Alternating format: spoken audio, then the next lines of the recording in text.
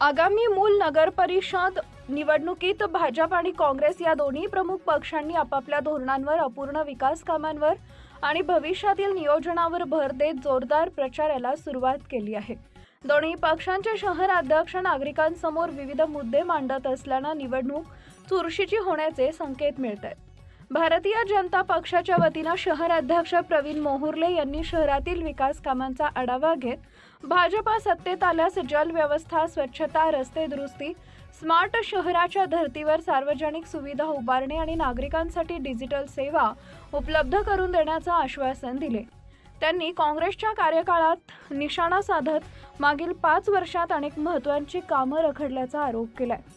दरम्यान काँग्रेस पक्षाच्या वतीने शहर अध्यक्ष सुनील शेरकी यांनी भाजपच्या आश्वासनांची खिल्ली उडवत भाजपा नेतृत्वाने शहरातील पायाभूत सुविधांकडे दुर्लक्ष केल्याचा आरोप केला। त्यांनी काँग्रेस सत्तेत आल्यास रस्ते रुंदीकरण, आरोग्य सेवांचा विकास, नवीन पाणी पुरवठा प्रकल्प आणि किफायतशीर घरकुल योजना राबवण्याचे आश्वासन दिले। काँग्रेसने आपला वचननामा पारदर्शक व जनहिताचा असल्याचा दावा केला।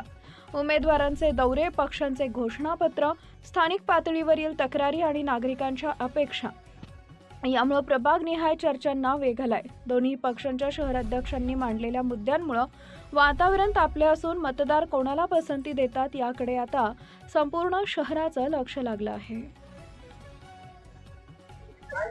विकास पुरुष आमदार सुधीरभाऊ मुनगंटीवार यांच्या नेतृत्वात भारतीय जनता पार्टी मूळ शहराच्या वतीने नगर परिषद मूळच्या सार्वत्रिक निवडणुकीकरिता नगरसेवक पदाकरिता 20 उमेदवार आणि 1 नगराध्यक्ष असे उभे केलेले आहेत। आणि या आमच्या मूळ नगराच्या विकासासाठी आपण जे मूळ शहरात गेल्या 15 वर्षापासून विकास करत आहोत आणि उर्वरित जो विकास आहे ते सुधीरभाऊच्या नेतृत्वामध्ये आम्ही मूळ शहरात पूर्ण करू। मग इथे असणारे छोटे रस्ते असतील, विद्युत असेल, पाण्याची व्यवस्था असेल आणि अन्य व्यवस्था सुधीरभाऊच्या नेतृत्वात आम्ही पूर्ण करू आणि या मूळ शहराला एक सुंदर शहर असं बनवण्याचा आमचा मानस आहे। आणि सुधीरभाऊच्या नेतृत्वामध्ये मूळ नगर परिषदेला 20 पैकी 20 नगरसेवक आणि 1 नगराध्यक्ष भरघोस मताने निवडून येतील एवढीच मी या ठिकाणी आशा व्यक्त करतो।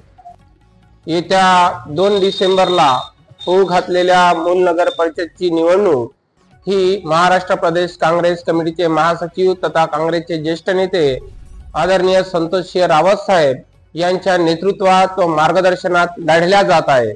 या निवडणुकीत काँग्रेस पक्षाने आपला वचननामा जनहिताचा, समृद्धीचा आणि प्रगतीचा असा जाहीरनामा काढलेला असून त्यात 30 मुद्दे आम्ही जनतेसमोर ठेवलेले आहेत।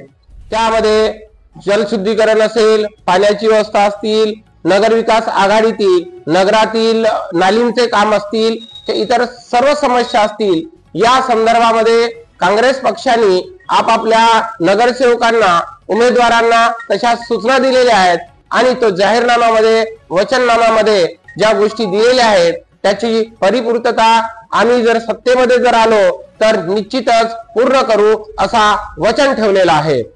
त्यामध्ये आम्ही प्रत्येक नगरसेवकांना प्रत्येक प्रभागामध्ये एक समस्या निवारण कार्यालय तिथे उभारणार आहोत आणि 24/7 असं जनतेसाठी, जनतेच्या सेवेसाठी आमचे नगरसेवक आणि त्यांचे कार्यकर्ते उपस्थित राहतील याची दखल सुद्धा घेतली जाणार आहे, याची नोंद सुद्धा घेतली जाणार आहे।